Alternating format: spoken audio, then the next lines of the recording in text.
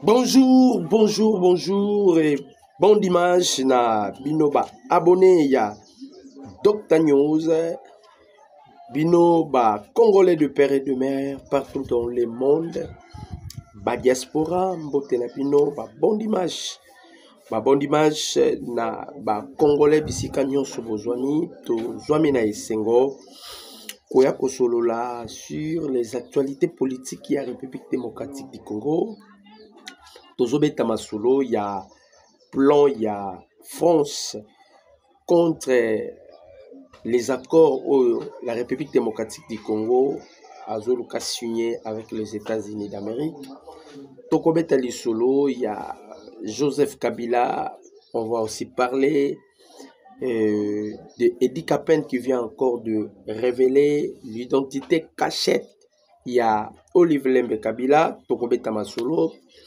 Tokobeta Masolo, il y a Mumpe, jusqu'à présent, Bazako se conduire mal et Bazako se comploter contre la République démocratique du Congo. Tokobeta Masolo, nous vous demandons, bonne nabiso, il y a Dr News, de liker l'émission, de commenter et de partager le lien.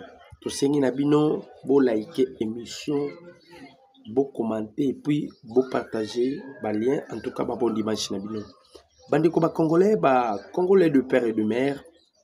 Toye to solo la bord na point de presse ya Martin Fayulu. Martin Fayulu na point de presse na ye. Fayulu a sali différence à Kolobake. Zelensky et Poutine, bien qu'ils sont dans des conflits, il y a deux pays, mais Bavanda Kapé Sikamoko, selon Fayulu. Fayulu a salé point de presse à lobby que Azoko, il n'est pas du mèche avec Nanga, mais au moins il pardonne Nanga, Bakoy Koluka Bavanda et Sikamoko. Tobandei koyebisa ba Congolais, Corneille Nanga Zolobake, Batu Nanga Ibazala Kinshasa. Beaucoup de gens ne comprenaient pas pourquoi Corneille Nanga Bandei Kolobakongo. Nanga avait bel et bien raison à Kolobake, Batu Naye Bazala Kina Kinshasa. Bandeko, ce que l'opposant Fayulu vient de faire, Ezam Mawa. Ezam Mawa. La cupidité tue. Parce que ça devient maintenant la haine. Keto na Kikongo. Keto par rapport au Yanini. Ils ont vu que Congo a commis un pan de développement. Congo a maintenant à Pumbwe. La France commence maintenant à utiliser la carte naïe. Parmi les cartes, Bazu Fayulu.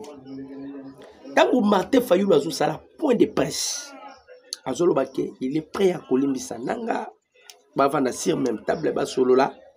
De l'autre côté, il demande à ce que le président Félix appelle sa bango accord dialoguer. La procédure au Fayulu a Sala. Ba démarche basango bazo sala. Ya yambo ba Congolais sengeli boyeba. Ba na kati ya koluka ko blanchir Paul Kagame. Kagame bimisi mbongo ebele. Maintenant, il veut blanchir Kagame.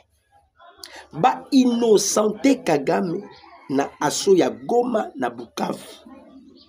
Et comme guerre congolaise, c'est-à-dire confortation entre les Congolais, Rwanda a un problème. C'est ça la carte maintenant Fayulu Azuna Maboko à travers la Senko. Parce que pacte social, il y a ba Senko, il y a ba Mumpe, et ça branche, il y a ba IM23. Mouteba Aoutei Koibi Sabiso que ils ont été financés par les Rwanda. Rwanda a financé Senko et Nasubasmanini. Il faut se poser la question. Mouteba lobi que Rwanda n'a pas financé. On doit réfléchir.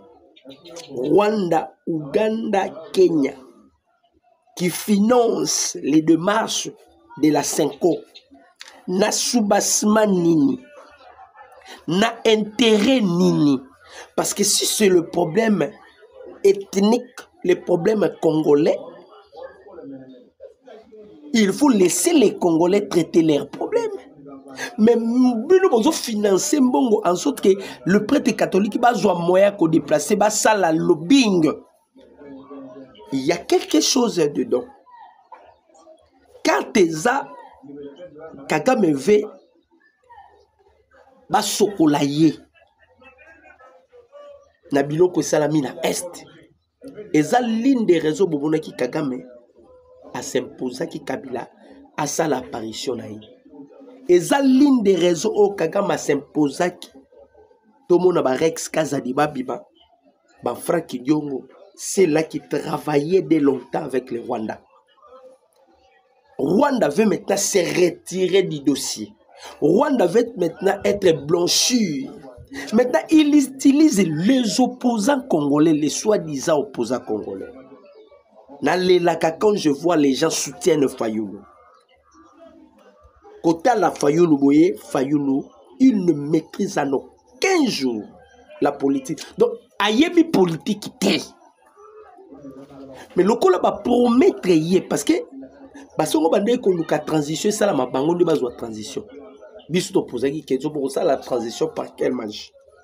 Il voulait que partout trouble les quotas. Basango. Pour troubler sur les quotas, il peut se justifier qu'on permettre bango. Bazwa pas. Le coup là basali ba manigance wana ça n'a pas marché. Parce que plus loin à kokende tina doa. Tina doa. Ba kosi na nos apostolique awa. Bazo kende makambu ya pape.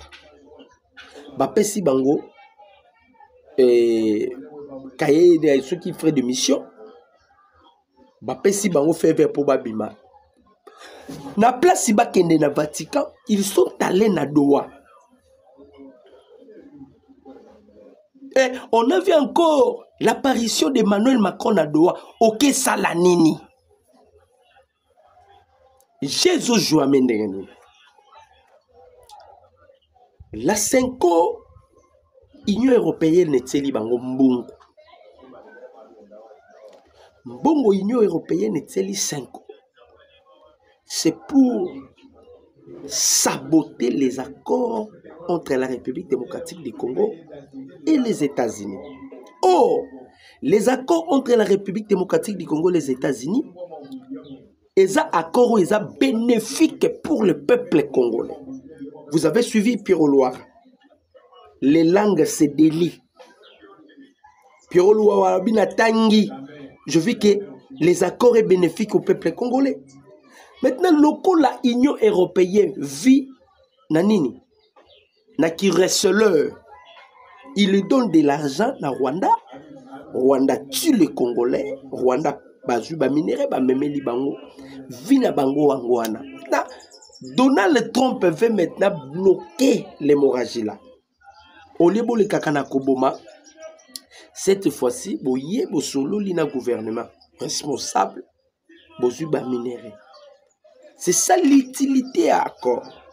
Yami Balé, c'est pour préserver la souveraineté et l'intégrité territoriale de la République démocratique du Congo. Vous comprenez que Fayoulou, Congolais, tu soutiens Fayoulou. Tu es dans l'erreur. Ces gens-là ne sont pas des politiciens. Ils ne peuvent en aucun jour causer la politique. Nanga qui a tué les Congolais, Nanga qui a fait un peu de presse qui dit que tu sais que Dolingito Bomalisou sous combien pour dire dialogue. Et ce monsieur-là que Fayoulou va dire que Tolimbi na limbisi surtout qu'on va à la même table. Fayoulou, pensez-vous que Bato Bakoufaïka na Goma Baza Batukara y a parti au pouvoir? Il n'y a pas de gens de décider. Il n'y a pas de gens. Il y a parti politique na yo. Ils veulent à tout prix qu'on blanchir Kagame. Parce que Quand les Rwandais ont mis Sambongo pour que Bamoupe Batambola, ça c'est un crime. Hein? C'est un crime. Les Cholés, Bambongo, ce ne sont pas des hommes de Dieu. Comment vous pouvez accepter recevoir l'argent d'un pays agresseur de votre pays? C'est que l'agression là, il se cache beaucoup de choses. Vous êtes aussi dedans. Monsieur Fayoulou, Bandeko Congolais, ils veulent maintenant utiliser Fayoulou. Parce que l'opposition en soi n'existait pas. Ils étaient tous abattus. Bango tout. Mais basango bazobunda kaka bazobunda. Bien que bazo soit peka ba humiliation, ils continuent de se battre pour l'Union européenne et pour la France. Naye pe na gouvernement na biso. Bandeko jusque là so bozomo na tilelo. Les accords avec les États-Unis, normalement, devaient déjà se faire depuis longtemps. C'est maintenant la France qui s'oppose. Azo s'opposer par rapport à la pion au Azo utilisé en République démocratique du Congo.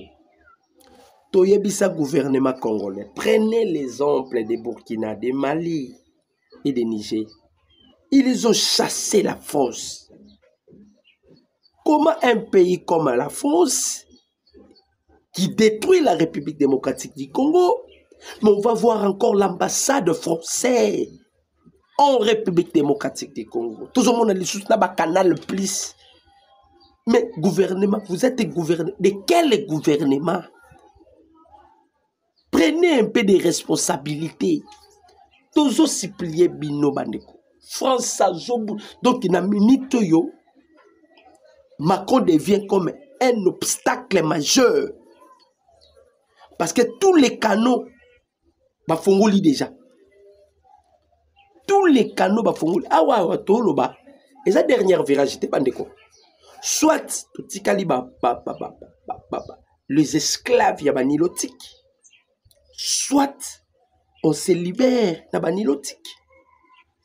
Maintenant, tellement qu'ils comprennent que les Congolais sont faciles à la manipulation. Va récupérer Fayoulou. Fayoulou va aussi la démarche pour blanchir Kagame. Pour na kosokola nanga. Donc, en d'autres termes, Fayoulou rejoint les M23. As un membre de M23. Aucun Congolais authentique, aucun Congolais d'origine congolais peut accepter à pardonner Nanga. De la même manière avec Joseph Kabila. Jamais. Si tu vois un Congolais, il parle qu'on doit pardonner Nanga, Bolanda est bien. Un étranger. Ou bien il travaille avec l'ennemi, il est à connivence avec Kigali. Parce que Kigali, se sent que Baza perdant. Comme ils sont des perdants, ils veulent à tout prix. Maintenant, ils commencent à travailler avec les opposants. Tous les candidats Cameroun. Ma PCLI même réponse sur l'article 10 et ça et 7. Voilà, c'est les réponses données par rapport à Yamatata Pogno. D'ailleurs, les 14, à cause de l'échappée, les loyaux Cameroun, Samalokonde, comme un obstacle pour nous Konzamboka. Cameroun qui refuse, il y a levé, il y a humilité à Matata Pogno, qui cherche aussi à les protéger parce que, le dossier à Bukangwalonzo, Singé Kozala Moulay.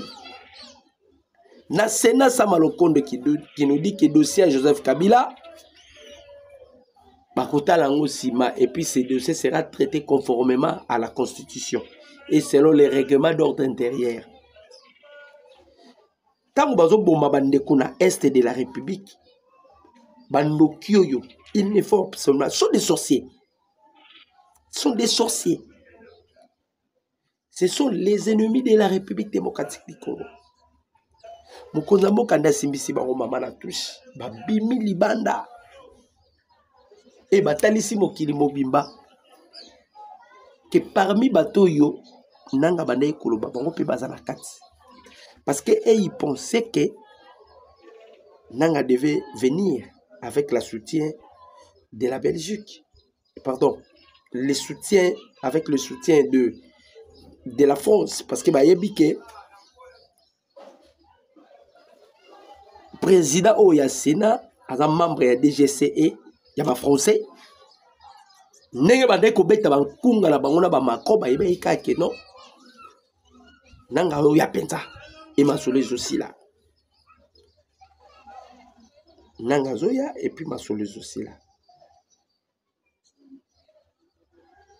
Mais ce qui est plus grave,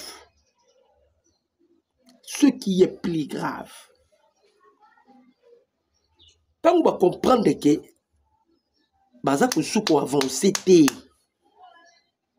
ravitailler zate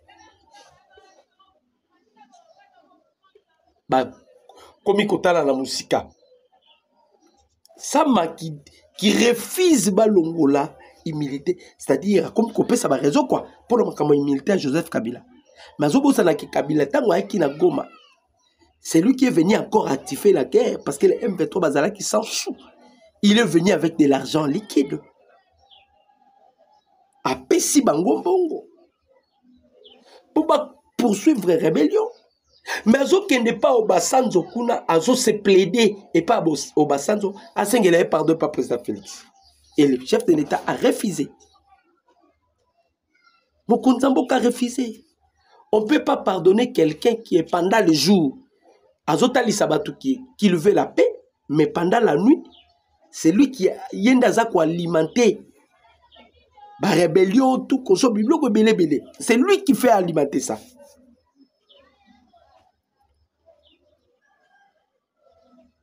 Tout ça, ce sont des obstacles. Donc, ils bloquent, il y a des blocs beaucoup boye.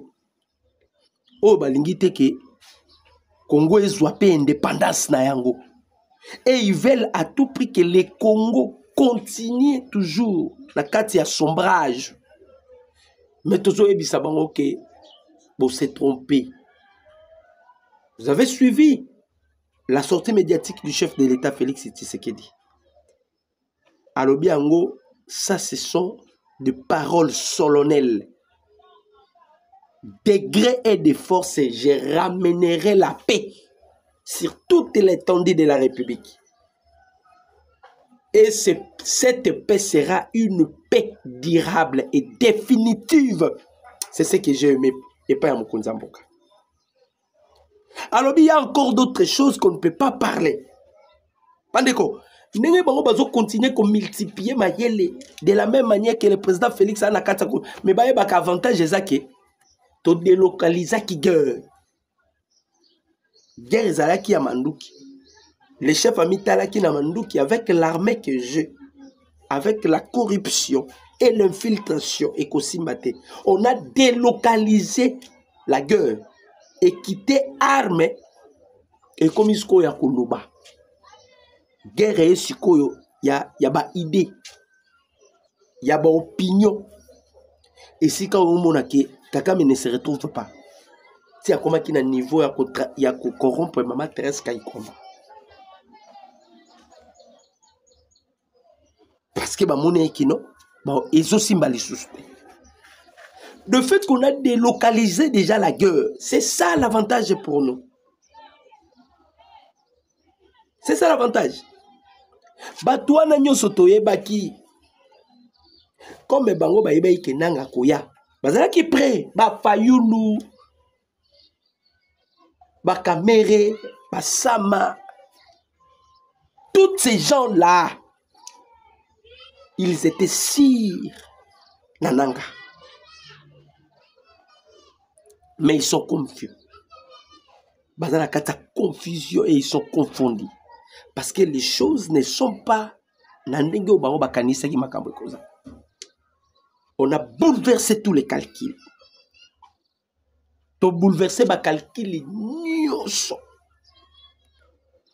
Et l'ennemi maintenant en difficulté parce qu'il a s'en sortir.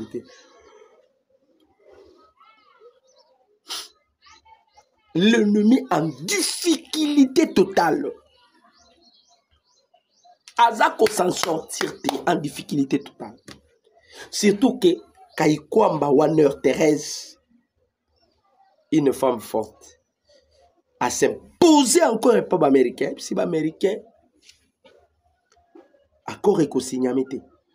Avant encore signamé, il faut que Goma na Bukavu ezala libéré. C'est l'une des raisons que Donald Trump a côté à réunion de toute urgence. Et à l'heure où je vous parle, on a ciblé Corneille Nangaa. Un Français dit que Nangaa subira le même sort que Jonas Savimbi. À subir le même sort parce que les États-Unis d'Amérique, pas ce qu'on a Katiako. Parce que Donald Trump ne veut pas que les sang coulent. Mais comme il y a des gens établis, et à Kotangi Samakila, il faut que Donald Trump les écarte. Ndenge Mobutu Zalaka ko s'imposer pour n'avoir président. Ndenge Paul Kagame Kumaki ko s'imposer pour n'avoir président.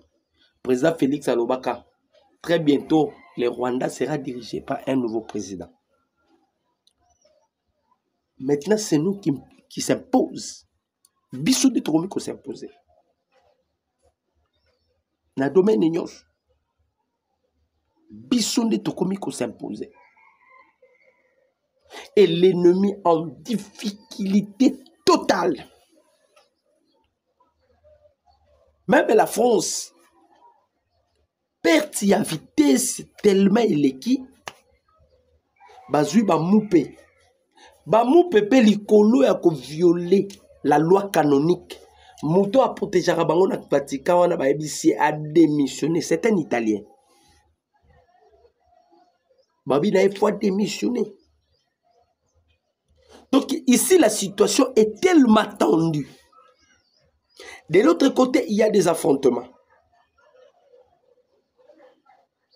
Il y a des affrontements.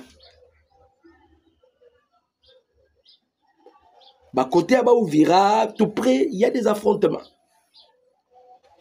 L'ennemi cherche par tous les moyens à Poussana. Mais il est contré par une forte puissante de Ouazalendo. On va bloquer Bango Mir, beaucoup Poussana. Ce qui se passe dans notre pays, bande de Congolais, comme je vous ai toujours dit, ce n'est pas seulement ce qui est physique.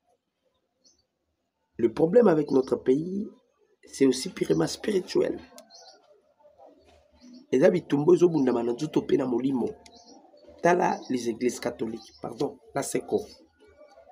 La Senko basa au four et au moulin.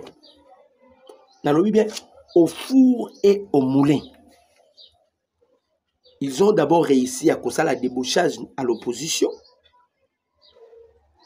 Ils ont récupéré les gens, manipuler bango, utiliser bango, parce que bango, basa la conception, il y a transition sans Félix Tshisekedi. Bango basa comme conception, quelque chose qui ne se réalisera pas. Et c'est là qu'on se réalise à mon côté. Maman Thérèse Kaikomba ici américain, il le faut à tout prix avant qu'il y ait la signature des accords. Goma Bukavu, il faut la libérer. Mais Goma Bukavu, il faut la libérer. Là, on doit parler des accords. Parce que les accords ici, ce sont des accords historiques. Mais toujours exhorter le gouvernement congolais, il faut avoir de mesures strictes et dires contre la France. Parce que Emmanuel Macron n'a qu'à il y a des manœuvres. Comme ils ont déjà été écartés par les États-Unis, maintenant ils veulent à tout prix bango peba joie gâteau parce que ils sont des perdants. Si les États-Unis conquéraient la RDC, ils sont des perdants. Or, on a calculé les Américains, Les Américains aussi, ils ne veulent plus de l'Union européenne. Bali soupe na posa na ngote. Baza pe na posa te ba prendre part na gâteau bango bakozo. Donc tozolo ba trouble dans le monde. Pour un problème, il y a la République démocratique du Congo. Oyo ba ko sous-estimé. Maintenant, les gens se rendent compte que ce pays ici, c'est un coffre-fort du monde. Donald Trump, besoin. Les Chinois, besoin. Poutine, besoin.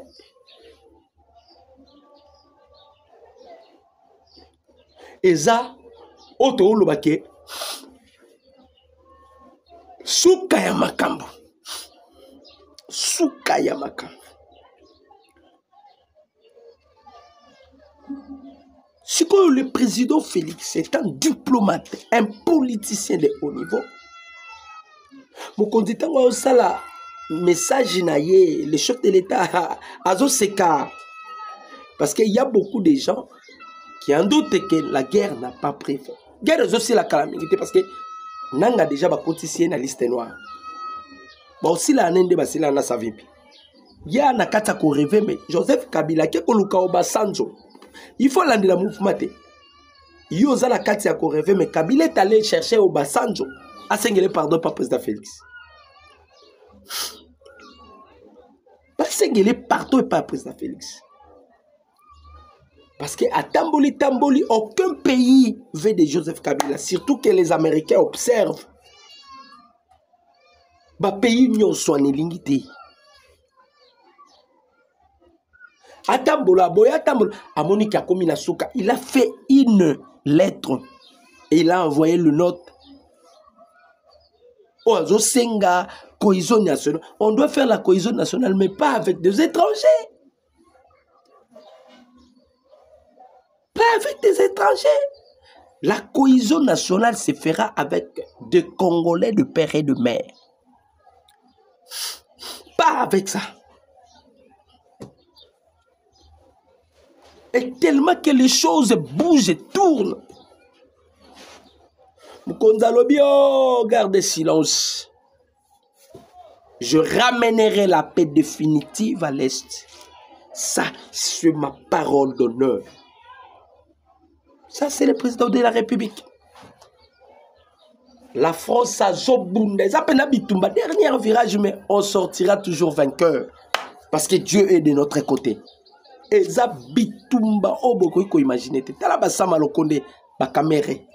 Aujourd'hui, ils deviennent encore des opposants qui veulent combattre les chefs de l'État. Que ce soit l'Assemblée nationale et le Sénat, ils ne sont pas dans l'institution. Kabila avait la majorité, la cour. Bandeko. On a volé les pouvoirs de Kabila. N'a piqué, n'a papier. On a arrêté des hémorragies. Biki n'a papier. Biki n'a papier, bande koba congolais. Toboto litou. Ce qui a Alexis Tambwe Mwamba, bazara qui n'a majorité dans le Sénat. Le président Félix a sorti ça. Maboun l'Assemblée va sortir ça. À combien plus forte raison, le président Félix qui est aujourd'hui l'autorité morale, il y a une union sacrée.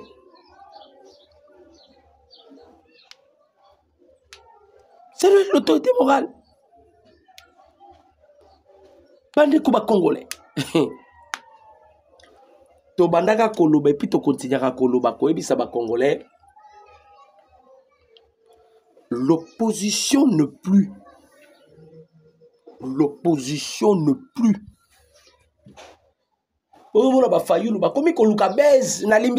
Ça, c'est de chercher la base. Populisme. Tellement qu'ils sont bornés. Quand ils ne pas lobby, une seule condition. Il faut les retraits. Sans condition. Les retraits doivent se faire de toute urgence. Vous comprenez que les Congolais, politique, ils ont tellement commis terrain glissant, Talaba Fayoul Bakesimba touche. La carré. Ils veulent blanchir Kagame. Comment vous allez blanchir Kagame? Le moment où le monde est robot sana Kagame. Monde de Kobo sana yete, on connaît bien que c'est un sanguinaire, c'était cela. Même si vous cherchez à vous cacher. D'ailleurs, la pression est matée sous degré. Pression est matée sous degré où vous ne pouvez pas imaginer. Pour comprendre. Nous sommes des Congolais. Tout ce qui est dans un système, il y a identifié. Système, il y a donc, l'ennemi a la difficulté parce qu'on a disposé des moyens. Déployer au Salama déjà. Il y a quelque chose qui se prépare dans Goma, na Bukavu parce qu'il y a des déplacements. Ndaishimi aussi a affirmé que les militaires na biso bazawana aussi le gouvernement congolais et le but que bazonga bazonga te bazawana. Toyebi sakabino Kagame ngaka beta Ndaishimi coup d'état na Burundi à travers les raids Tabara.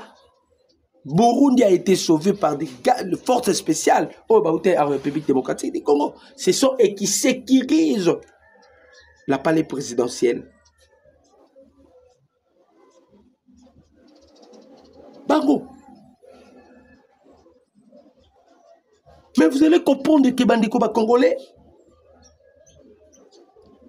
Batoyo, malgré pas de marche, malgré ceci, malgré cela, Bandiko bloqué kaka. Pema. Disposition et l'équisikoyo. Et les choses et comme il y a peine à l'ombangu pe makambo comme il y a peine à l'ombangu. Moi je jure que par la paix une paix durable. Abi paix moko durable. Nde biloko zo sala ba opposa ba keto. Ba liba sala ce que bloc. Ils veulent à tout prix affronter le fils de la promesse, la progéniture d'Abraham. Pema. Kabila maintenant comme il connaît que Senga ba obasanjo ba côté la yé. Akenda pe kakuta Museveni abia. Ça serait impossible. Maintenant et pas Obasanjo. De la même manière Zotambola Massa de Bolos pas au Tambola. Na compte y a région à Grand Lac. Qu'on mette en garde à certains pays et s'imposer sur certains pays d'accompagner la République démocratique du Congo, surtout la vision du président Félix. Ngaïte, Maïkamer, l'ambassade des États-Unis, Moutoua Zalaka remplacé par Lissi Tamili. Aloba Kayango, les gens ont des images. Aloba Yango. Kemukonzia Mboka. Donc, il est le seul, l'unique garant de la nation. Oh, c'est loyal. Chomoni, les Américains, prennent leurs 500 milliards, ils veulent investir en République démocratique du Congo. Ils ont constaté la loyauté. Il y a des gens qui sont loyaux. Tellement loyal. Et ce qui a poussé Namindele Basolola Skona Mukonzamboka. Mais l'opposition veut à tout prix blanchir Kagame. Baïbakeba Matabakita et Kozalaja Pamba. Parce que Nanga il est dans le viseur. Kagame on l'avait imposé. La finalité à Makamboza. Le président Félix Aloba qui je ne sortirai jamais perdant. C'est moi qui gagnera cette guerre. Les Congolais ont surtout des faits. Être derrière le chef de l'État. Accompagner Mukonzamboka. Donc, il y a une minute où Sabino, Bandeko, France a Bundisa, a Teba million, a manipulé la 5 ans, a manipuler en politique. Parlons de Olive Lembe. Bandeko, ok, Olive Lembe,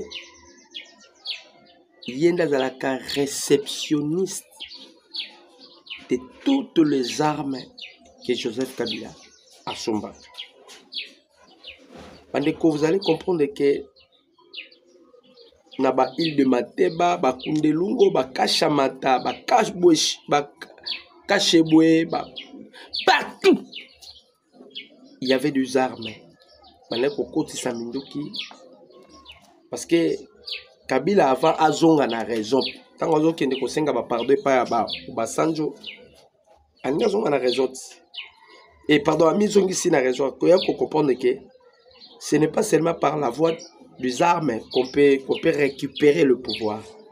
Il peut aussi faire une opposition républicaine. Donc, il faut se rendre compte en retard.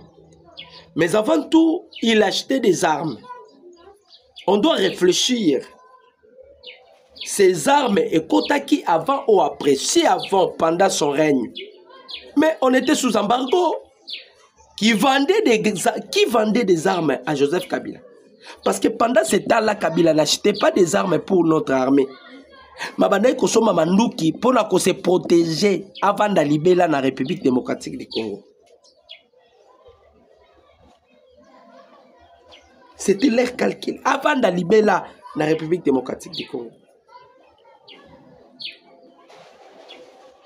Ça, c'est qui? C'est Joseph Kabila. Maintenant, Mouto Yotam Kabila Bimia, transit, trafic, c'était Olive Lembe. Moi, si ma paix, c'était Olive Lembe. C'est grave.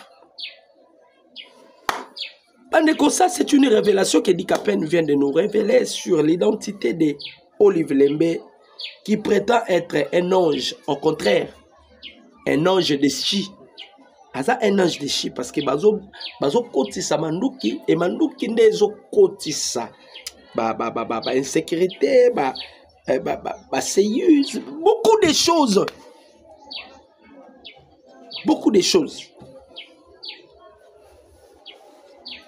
ezalaki bisika na bango ba prépara na ba olive wana bakotisa ezalaki kaka soki bato basali kanangi to frapper.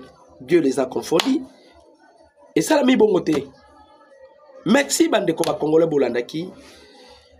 Votre humble serviteur docteur. Merci na Mode. Boutique d'habillement en ligne. Mode. Veut dire mamie. Maman mamie. Boutique en ligne. Oh, ça les pays. Le loto bima moi chiki boy. Mbote na yo. Mode. Je salue également le président de la République qui séjourne à Gabon pour prendre part à l'investiture. Il y a homologue naïe, Congolais sont bon dimanche Nzamba Pambolapino. Mon numéro c'est plus 43 89 63 95 965. Je dis et je vous remercie. D'accord.